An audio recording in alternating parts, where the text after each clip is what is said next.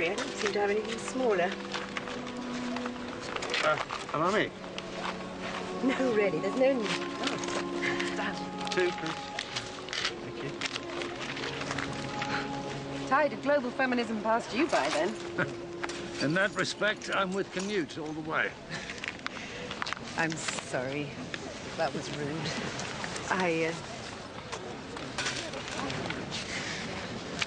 Thank you for the program.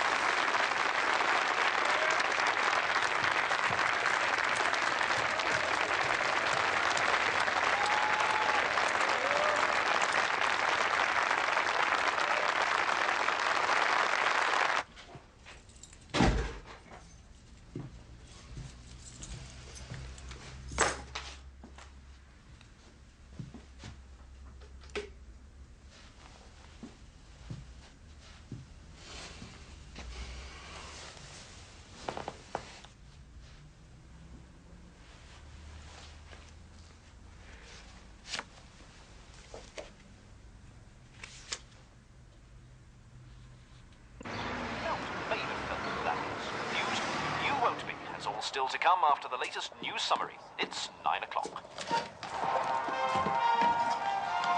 BBC Radio Oxford News. Good morning.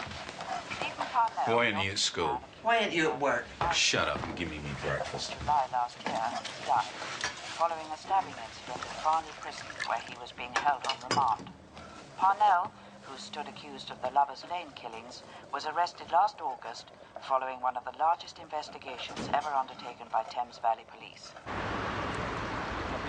Okay. In a few moments, we're expecting a statement from Detective Chief Inspector Johnson, who headed the original investigation.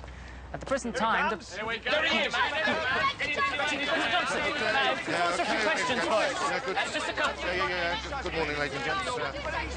I've only got a brief statement for you at this present time. There will, of course, be a full Home Office inquiry into the circumstances surrounding last night's incident. I can, however, confirm that Stephen Parnell Last night was involved at Farnley Prison in an altercation with another prisoner which resulted in Parnell's death. Well, obviously, we'd rather have seen Parnell stand trial, but as far as the Thames Valley Police is concerned, the case is now closed. All right, thank you, gents. That's it. Morning, sir. Lewis,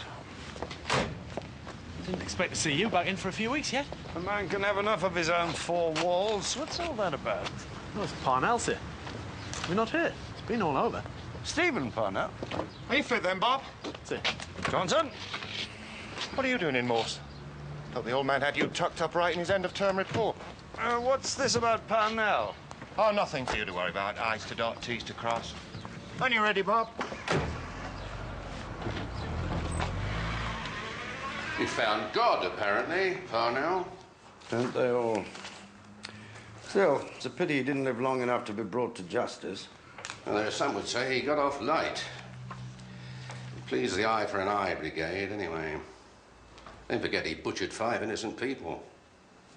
Well, 4, sir, certainly, but... 5, all right? 5. Well, Karen Anderson was different, surely. We had this out at the time. Parnell put his hands up to all 5. Well, given Johnson's interview technique, I'm surprised he didn't confess to the A6, the Julia Wallace, and the Whitechapel murders. Well, Lewis was in on the interviews, Morse.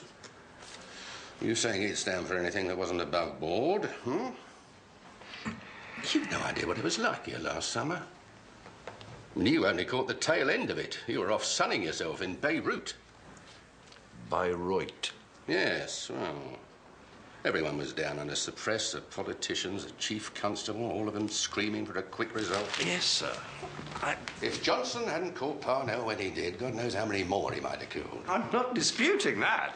Well, they did a good job, him and Lewis. I mean, nothing fancy, I grant you. No great leaps of the imagination. Just good old-fashioned honest coppering, sweat and spade work. I'm rather keen to resume active duty myself. Well, when you finish this report... Well, it's no good looking like that. We've got to move with the times. As far as the chief constable's concerned, he's seen the future. And it's resource optimization analysis. 2 months counting paper clips is hardly optimizing resources, sir. They never found her body, did they? Karen Anderson. Do you know how deep Blenheim Great Lake is, Morse? We could drag it between now and doomsday and still not bring her up. Well, why does it have to be Blenheim? You know perfectly well a bag was found at Blenheim, along with a ticket for a pop concert there the evening she disappeared. They also found a postcard, too, didn't they? I don't think... What you think is neither here nor there, matey. Parnell confessed, and that's an end of it.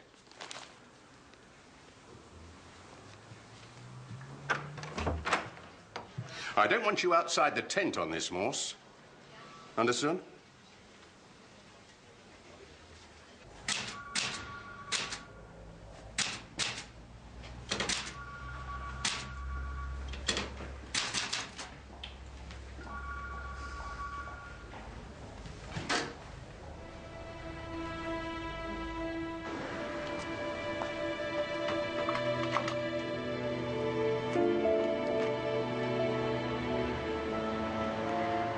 Give us a receipt, darling. Be good. If you can't be good, call George. £18, please.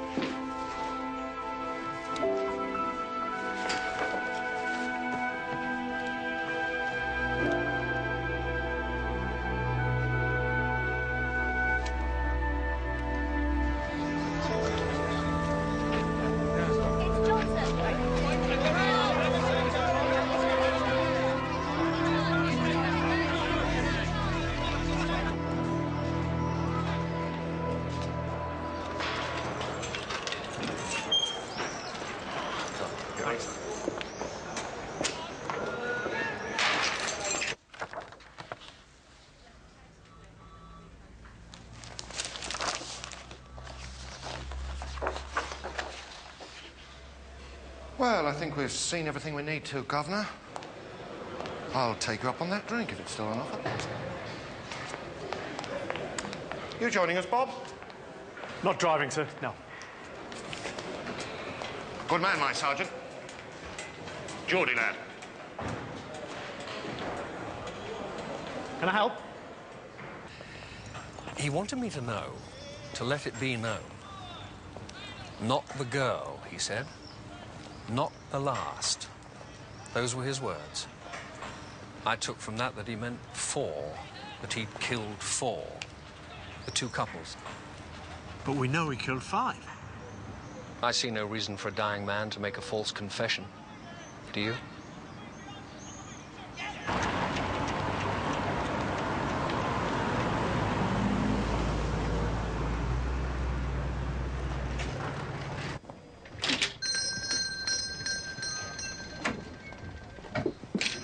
Hello again.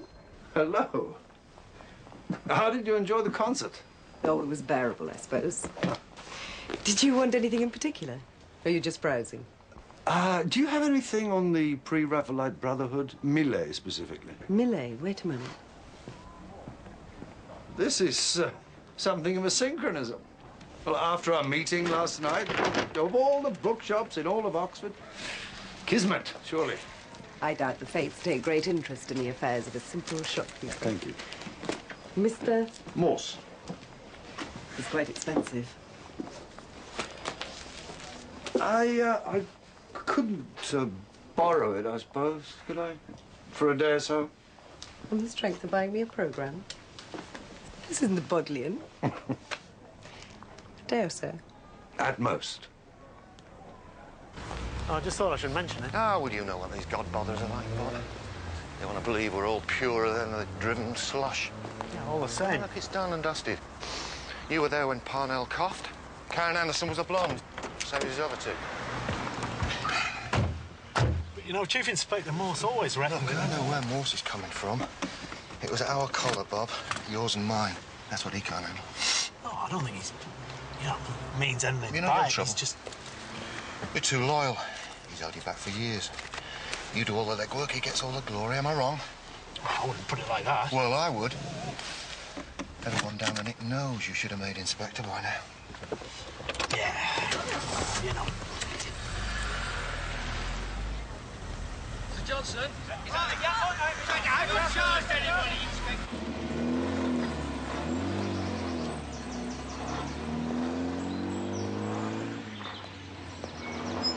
Don't know why he bothers coming in at all.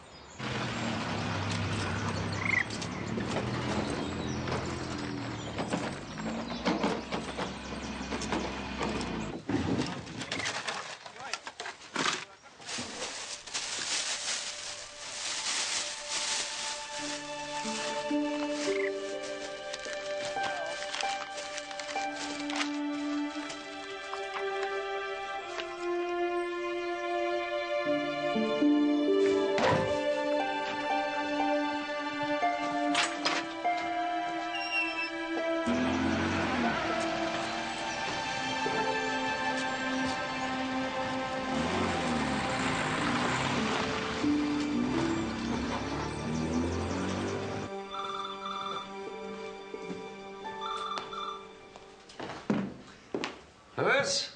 Oh, you still here, sir? Thought you'd have been home long since.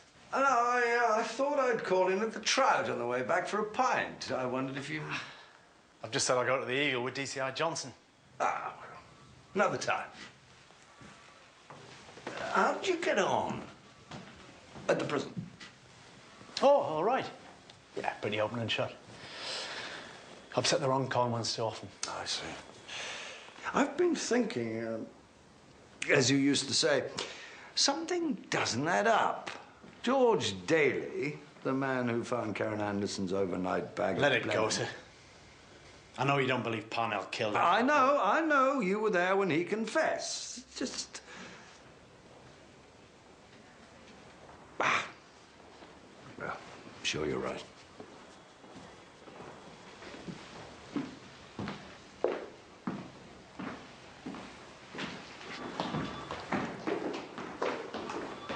Sir? Yes, Liz. Mr. Daly? You were working at Blenheim when you found Karen's overnight bag. I still work there. Thank you. How did you come to find the bag? He made a statement when he handed it in. He knows that. Just found it driving into work. Lying under an edge by the road. Couldn't miss it. No. But you had, hadn't you? You see, the last sighting we have of Karen Anderson is on the 24th of July, the day of the pop concert. And you didn't find her bag until the 30th, the day after her disappearance was announced on the local news. So? I just wondered how her bag could be lying about for 6 days without you or anyone else noticing it, if you couldn't miss it. You think I'm lying? Confused, perhaps, about when you found it. Look, I told you. I found it on my way to work. Then how could you have missed it for 6 days? The case is closed, isn't it? That's what he said on the box, that copper I saw, Johnson. If he thought there was anything iffy, why hasn't him come round? Yes, well, I'm sorry to trouble you. I just... You just what? He doesn't know you're here, does he? Well, he will now, mate. I'm telling you.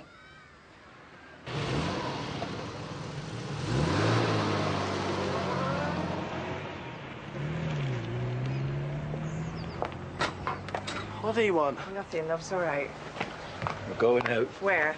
Fill the bloody car. Where do you think? Don't talk to her like that. You want this? Well, keep that shut.